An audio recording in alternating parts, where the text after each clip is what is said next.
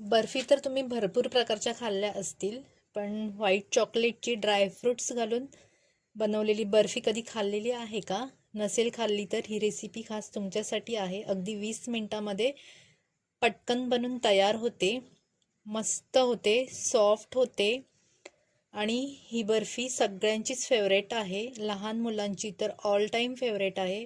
अगदी आवडीने खातात, तसेच यंग जनरेशन तर याला जास्तच पसंत करतात. कधी कधी लहान मुलं पण ड्रायफ्रूट्स खायला खूप नखरे करतात, खात नाहीत. तेव्हा अशा प्रकारे जर चॉकलेटमध्ये मिक्स करून ड्रायफ्रूट्स दिले तर अगदी आवडीने खातील आणि परत परत बनवण्याची फरमाईश करतील. हाय, मी आहे प्रेरणा आणि प्रेरणाच्या किचनमध्ये तुमचं मनापासून एका नवीन रेसिपीसोबत स्वागत आहे. या तर मग आपण या इंटरेस्टिंग रेसिपीला सुरुवात करूया. सर्वप्रथम त्याच्यासाठी लागणारं साहित्य मी तुम्हाला सांगते. मी इथे मोरडेचं व्हाईट चॉकलेट 1/2 किलो घेतलेलं आहे. तुम्ही कुठच्याही कंपनीचं घेऊ शकता. त्याचप्रमाणे मी बदाम आणि काजू प्रत्येकी 25 ग्रॅम घेतलेले आहेत आणि मस्त ड्राय रोस्ट करून घेतलेत. त्याच्यानंतर मी भोपळ्याच्या बिया पंपकिन सीड्स 25 ग्रॅम घेतल्यात. त्या पण ड्राय रोस्ट करून कटिंग करून घेतल्या आहेत. काजू बदाम पण कटिंग करून घेतलेत. त्याच्यानंतर 50 ग्रॅम मी आंबा पोळी घेतली, याला आंबा पापड पण बोलतात, आणि 50 ग्रॅम मिल्क पावडर घेतली आणि थोडंसं आपल्याला तूप लागेल. तर आता आपण चॉकलेट बनवायला घेऊयात. तर मी इथे डबल बॉईल मेथडने हे चॉकलेट मेल्ट करून घेणार आहे. त्याच्यासाठी मी हे पाणी गरम करायला ठेवलं आहे आणि त्याच्यामध्ये मी एक रिंग टाकून घेतली. आता तोपर्यंत मी इथे ही आंबा पोळी बारीक कट करून घेते. मला बारीक बारीक तुकडे पाहिजे आहेत म्हणून सुरीने बारीक बारीक कट करून घेते. या प्रकारे बारीक करून घ्यायचे. आंबा पोळी घातल्यामुळे आपल्या बर्फीला खूप छान चव येते आणि खूप टेस्टी लागते. मध्ये मध्ये दाताखाली आल्यामुळे अशा प्रकारे मी हे बारीक तुकडे करून घेतलेले आहेत. तुम्हाला जर अजून मोठे पाहिजे असतील तर तुम्ही करू शकता. आता मी थोडेसे मोकळे करून घेते एकसारखे. हे बघा, खूप छान लागतात हे. आता हे कट करून झालंय, तर आपण चॉकलेट मेल्ट करायला घेऊयात. पाणी आपलं बॉईल झालेलं आहे. तर मी इथे एक बोल घेतलंय. डबल बॉईल मेथडने आपल्याला मेल्ट करायचं आहे. तर इथे मी हे चॉकलेट घालून घेतलंय. आता चमच्याने मी हे व्यवस्थित मिक्स करून घेते. गॅस आपला मीडियम आहे. आता जर तुम्ही मोठे तुकडे ठेवले चॉकलेटचे तर थोडं मेल्ट व्हायला वेळ लागतो आणि बारीक करून घेतले तर पटकन मेल्ट होतं. आता मी तुम्हाला इथे एक इन्ग्रेडियंट सांगायला विसरली. हे दुधावरची साय आहे, 2 टेबलस्पून. ती मी चांगली फेटून घेतली आणि याच्यामध्ये मी घातलेली आहे. इथे तुम्ही आपलं जे फ्रेश क्रीम असते ना, ती पण घालू शकता.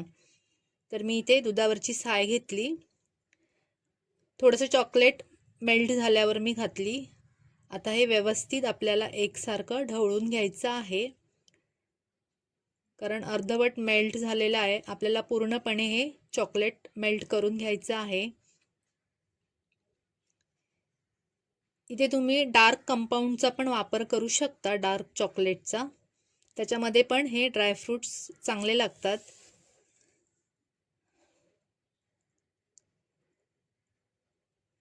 ही बर्फी अवघ्या 20 मिनिटामध्ये बनून तयार होते. जास्त वेळ लागत नाही आणि कोणीही इझिली बनवू शकतं. आता चॉकलेट बऱ्यापैकी मेल्ट झालंय, पूर्णपणे मेल्ट झालंय. आता इथे मी जास्त मेल्ट करत ठेवायचं नाही. मेल्ट झालंय तर आता इथे मी मिल्क पावडर घालून घेतली. ही मिल्क पावडर 50 ग्रॅम आहे.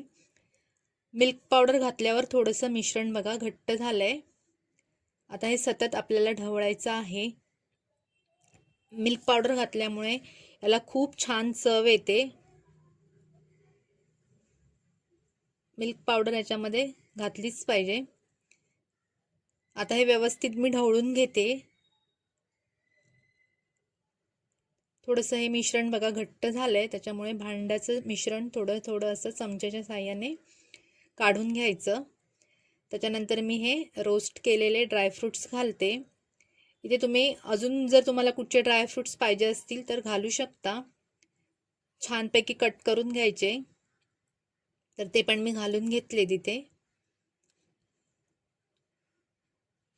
अजून आपलं मिश्रण झालेलं नाही, थोडंसं व्हायला पाहिजे. आता मी इथे कट करून घेतलेले हे आंबा पोळी आहे. याला आंबा पापड पण बोलतात. तर ही आंबा पोळी मी याच्यामध्ये बारीक कट करून घातली. एवढा भारी कलर आलाय ना, खूप भारी कलर आलाय आणि मस्त दिसते बघा. मस्त कलर कॉम्बिनेशन आले. आता व्यवस्थित ढवळून घ्यायचं आहे आपल्याला. इथे जर तुम्हाला पाहिजे असेल तर वेलची पावडर घालू शकता, पण वेलची पावडर घातल्यामुळे वेलची पावडरचाच स्वाद येईल म्हणून मी वेलची पावडर घातली नाही. आपल्याला फक्त चॉकलेटचाच फ्लेवर पाहिजे आहे, त्याच्यामुळे मी सिंपल चॉकलेट फ्लेवरचीच बनवते. आता बघा, चमचा पण फिरवताना असा जड होतोय, याचा अर्थ मिश्रण आपलं झालेलं आहे. आता गॅस बंद केलाय मी आणि याच्यामध्ये आपल्याला आता 1 चमचा तूप घालून घ्यायचं आहे. तूप घातल्यामुळे बर्फीला खूप छान चव पण येते, शिवाय मस्त शाईन येते. आता हे तूप ह्याच्यामध्ये मी व्यवस्थित ढवळून घेते. आणि साईमध्ये पण थोडंसं तूप असतं, त्याच्यामुळे तूप 1 चमचा बस होईल. साईचं पण तूप निघतं त्याच्यामुळे. आता हे व्यवस्थित मी मिक्स करून घेते. हे बघा, मस्त गोळा झालाय. आता काय करते मी, एक बर्फी सेट करण्यासाठी एक छोटंसं ताट घेते. माझ्याकडे एक छोटंसं ताट आहे. तुमच्याकडे जर छोटासा ट्रे असेल तर तो पण तुम्ही वापरू शकता. तर या ताटाला मी आधी थोडंसं तूप लावून घेतलेलं, बर्फी चिकटू नये म्हणून. तसंही ती चिकटणार नाही, कारण ऑलरेडी त्याच्यामध्ये तूप आहे म्हणून. आता एका वाटीने मी हे मस्त असं दाबून सेट करून घेते. हलकं हलकं प्रेस करून घ्यायचं. हे बघा, मिश्रण गरम असतानाच असं ताटामध्ये काढून पटकन असं प्रेस करून घ्यायचं, पसरवून घ्यायचं ताटामध्ये. बघा किती मस्त कलर आलाय आणि मध्ये मध्ये हे आंब्याची पोळी बघा किती छान दिसते. आता बोटांनी मी हे व्यवस्थित कडेपर्यंत पसरवून घेते. हे बघा, साईडने बघा तूप सुटलंय. तुपाच्या स्वादामुळे बर्फी खायला खूप मजा येते आणि खूप मस्त लागते बर्फी. ही बर्फी पटकन सेट होण्यासाठी फ्रीजमध्ये तुम्ही 10 मिनटं ठेवा आणि बाहेर 20 मिनटं ठेवा आणि नंतर तुम्ही कट करू शकता. तर ही बर्फी मी बाहेरच ठेवलेली, फ्रीजमध्ये नाही ठेवली. आता थोडंसं मी ड्रायफ्रुट्सने गार्निशिंग करून घेते. थोडंसं सजवून घेऊयात आपण. तर इथे मी भोपळ्याच्या बियाचा वापर केला आहे, ग्रीन छान दिसतं वर म्हणून. पिस्ता पण तुम्ही वापरू शकता. तर असं मी हे त्याच्यावर पसरवून घेतलं आहे. थोड्याशा आंब्याच्या फोडी पण घालून घेते, थोडेसे काजू बदाम पण घालून घेते.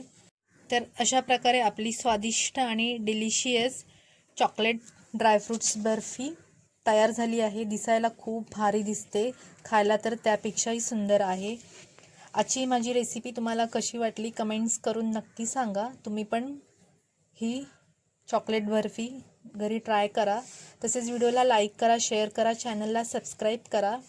जवळच बेल आयकन आहे, त्याच्यावर क्लिक करून ऑल करा. त्यामुळे येणाऱ्या पुढील व्हिडिओची नोटिफिकेशन सर्वात आधी तुम्हाला मिळेल. आता मी हे कट करून घेते. थोडंसं कोमट आहे, पूर्णपणे थंड नाही झालं आहे. तर मी चौकोनी आकारामध्ये ही बर्फी कट करून घेते.